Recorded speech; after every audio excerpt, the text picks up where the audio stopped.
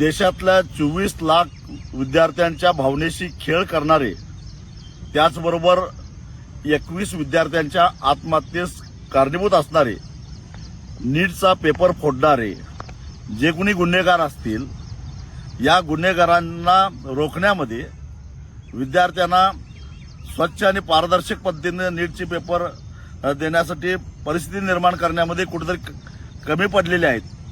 यासाठी नैतिक जबाबदारी स्वीकारून या देशाचे शिक्षण मंत्री धर्मेंद्र प्रधान यांनी राजीनामा द्यावा म्हणून गेल्या 1 महिन्यापासून विद्यार्थी आंदोलन करत होते. आणि या विद्यार्थ्यांना पाठिंबा देण्यासाठी रॅमन मॅगसेसे पुरस्कार विजेते सोनम वांगचुक हे गेल्या 21 दिवसापासून उपोषणाला बसलेले होते. या देशातल्या सर्वसामान्य प्रत्येक नागरिकाला संविधानाच्या प्रमाणे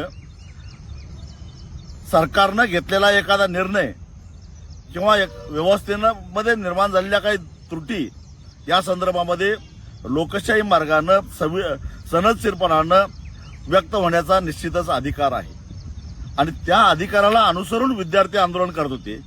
त्या अधिकाराला अनुसरून या विद्यार्थ्यांच्या पाठीमागे आम्ही ज्येष्ठ सुद्धा आहोत, शास्त्रज्ञ सुद्धा आहोत, हा संदेश देण्यासाठी म्हणून सोनम वांगचुक गेल्या 21 दिवसापासून उपोषण करत होते. खरं तर एकूण पेपरफुटी कशामुळे झाली, विद्यार्थ्यांच्या भावनेशी खेळ खेळण्याचा सरकारचा इरादा नाही. याच्यावर आम्ही कडक कारवाई करू, परंतु पुन्हा असा प्रकार होऊन देणार नाही अशी हमी देऊन खरं तर विद्यार्थ्यांशी संवाद साधायला पाहिजे होता केंद्र सरकारनं. सोनम वांगचुक यांच्याशी संपर्क साधायला पाहिजे होता केंद्र सरकारनं. एखादा केंद्रीय मंत्री, केंद्रातला एखादा सचिव खरं तर या सातत्याने या आंदोलन करणाऱ्यांच्या बरोबर संपर्क साधायला पाहिजे होता, परंतु सरकारनं हे केलं नाही. बेशरमपणाचं हे लक्षण आहे. सत्तेचा माज आल्याची ही सगळी लक्षणं आहेत. या देशातल्या जनतेनं तुम्हाला चळवळीतूनच सत्ता दिलेली होती हे सोयीस्कररित्या विसरतात.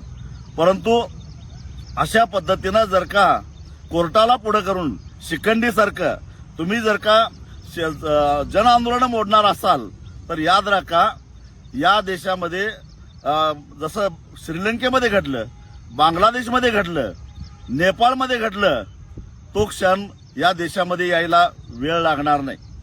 काय दोष येत आहोत सोनम वांगचुक यांचा?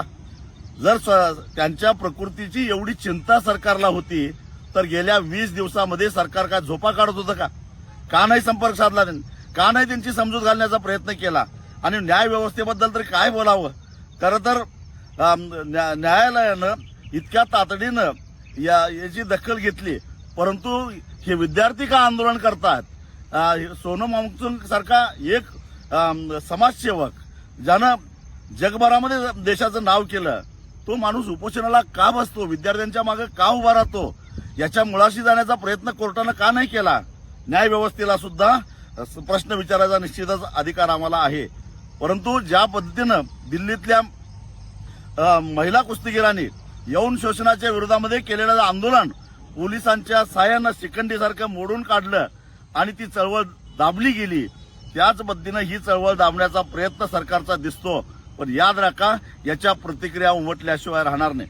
20 तारखेचा संसदेवरचा मोर्चा होऊ नये म्हणून केलेला सरकार हा केविलवाणा प्रयत्न आहे.